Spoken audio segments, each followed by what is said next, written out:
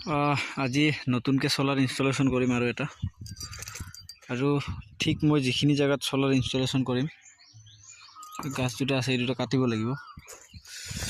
আৰু ইয়াৰে ওচৰতে আছে বাগান জলকীয়াৰ বাগান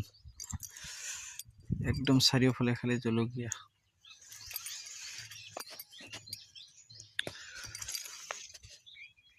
কিমান ফুল লাগিছে একদম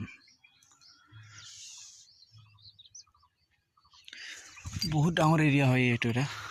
মোটামুটি 10-15 বিঘামান হ'ব খালি জলকীয়াৰ গছ বাকী বেলেগ একো নাই আৰু